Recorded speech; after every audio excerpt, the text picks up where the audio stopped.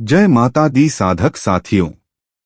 आज हम प्रवेश कर रहे हैं उस मार्ग में जहां सामान्य बुद्धि समाप्त होती है और अनुभव आरंभ, जहां मन रुक जाता है, प्राण शांत हो जाते हैं और चेतना प्रकाश बनकर फैलती है। यह संसार बाहरी जितना बड़ा है, उससे अनंत गुना विशाल संसार भीतर है, और तंत्र साधना उसी भीतर के द्वार को खोलने की कुंजी है। सदियों से लोग तंत्र को गलत समझते रहे हैं। कई लोग मानते हैं कि यह अघोरियों की विद्या है, भूत प्रेत, चमत्कार और डर से जुड़ी कोई गहरी रहस्यमय कला। कई कहते हैं कि तंत्र का मतलब शराब, मांस और अंधेरी रातों में किए जाने वाले प्रयोग।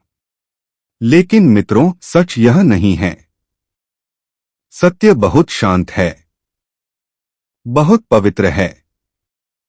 तंत्र विद्या आत्मशक्ति का विज्ञान है। भगवान शिव ने स्वयं यह ज्ञान माता पार्वती को दिया था। कहा जाता है कि कैलाश की गुफाओं में, जहां शांत हिम गिरती है, जो ध्वनि भी साधक के मन में समा जाती है, वहीं तंत्र का प्रथम उपदेश दिया गया। और उस ज्ञान की धारा फिर ऋषियों, सिद्धों, औघड़ों और योगियों तक फैली। तंत्र मंत्र से पहले आता है, क्योंकि मंत्र मन है, यंत्र साधन है, और तंत्र तन, आत्मा और ऊर्जा का विज्ञान। तंत्र कहता है शरीर मंदिर है, श्वास शक्ति है, प्राण दिव्य हैं। देवत्व कहीं बाहर नहीं, भीतर ही स्थित है। वही शक्ति जागृत हो जाए तो मनुष्य सिद्ध बन जाता है। पुराणों में वर्णन है कि साधक जब तंत्र साधना में आगे बढ़ता है तो उसका चेतन स्तर बदल जाता है। रात उसके लिए अंधेरा नहीं, ऊर्जा का स्रोत बन जाती है। शांत दीपक की लौ भी उसे रहस्य बताने लगती है। उसके लिए जगह नहीं, कंपन, वाइब्रेशन बोलते हैं। मनुष्य, समय, स्थान, सबकी सीमा मिटने लगती है। लेकिन यह राह आसान नहीं, क्योंकि तंत्र शक्ति देता है, परंतु शक्ति का दुरुपयोग नहीं होने देता। जो इसका दुरुपयोग करे वह स्वयं नष्ट हो जाता है। तंत्र नियम है, अनुशासन है, जागृति है। तंत्र छल नहीं, सत्य है। अब आप सोच रहे होंगे कि तंत्र के प्रकार क्या हैं। तंत्र में कई शाखाएं जन्मी, शैव तंत्र, शाक्त तंत्र, नाथ तंत्र, बौद्ध तंत्र, जैन तंत्र। तंत्र केवल भारत में नहीं, तिब्बत, नेपाल, चीन, थाईलैंड और कंबोडिया में भी फैला। तिब्बती ग्रंथों में इसे ऋग युद्ध कहा गया है, जिसमें हजारों ग्रंथ हैं। तंत्र एक महासागर है। हर ग्रंथ एक दीपक है, एक दिशा है। प्रश्न उठता है, साधक तंत्र क्यों करता है? क्योंकि साधारण जीवन में मनुष्य बंधा है, भय में, लोभ में, मोह में, क्रोध में। साधक इनसे मुक्त होना चाहता है। वह जानना चाहता है कि कौन हूं मैं, कहां से आया हूं, और यह जीवन क्यों है। तंत्र साधक को इस प्रश्न का उत्तर अनुभव में देता है। कहते हैं साधक जब आगे बढ़ता है तो ऊर्जा खोलती जाती है। पहले मन शांत होता है, फिर इंद्रियां सूक्ष्म होती हैं, फिर प्राण जागते हैं, फिर आंतरिक शक्ति प्रकट होती है, फिर चेतना का विस्तार होता है, और अंत में आत्मा अपने वास्तविक स्वरूप को पहचान लेती है। तंत्र साधनाएं कई स्तरों में होती हैं।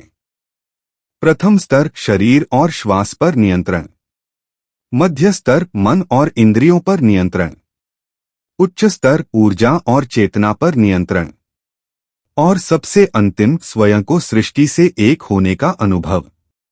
कई लोग सोचते हैं कि तंत्र सिर्फ वशीकरण, स्तंभन, उच्चाटन जैसे प्रयोगों के लिए है, लेकिन यह केवल बाहरी शाखाएं हैं। अंतर्यात्रा इनसे कहीं आगे है। वशीकरण का वास्तविक अर्थ दूसरों को वश में करना नहीं है। वास्तविक वशीकरण है अपने मन को, अपनी वासना को, अपनी इच्छाओं को वश में करना। जब मन आपका हो जाए तो संसार स्वयं ही आपका हो जाता है। तंत्र साधना में गुरु अत्यंत आवश्यक है। गुरु केवल सिखाता नहीं, ऊर्जा दे देता है। उसकी उपस्थिति ही साधना को सक्रिय कर देती है। किताबों से जानकारी मिलती है, लेकिन अनुभव गुरु के पास होता है। जो साधना बिना गुरु के करता है, वह कई बार भ्रम में फंस जाता है। तंत्र का असली मंत्र वही है जो ध्वनि में नहीं, श्वास में है, जो चेहरे पर नहीं, हृदय में लिखा है। तंत्र कहता है मौन ही मंत्र है और ध्यान ही साधना। मंत्र का स्वर अति सूक्ष्म है, उसकी शक्ति भाव और संकल्प में है। उच्चारण नहीं, अनुभूति मायने रखती है। कभी ध्यान में बैठे साधक ने पूछा, गुरुदेव तंत्र कब सफल होता है? गुरु मुस्कुराए और बोले, जब साधक खो जाए और केवल साधना रह जाए। रात के समय दीपक की लौ, धूप की गंध, धीरे धीरे उठता धुआं। जब साधक बैठता है तो केवल वह, उसका श्वास और उसकी चेतना।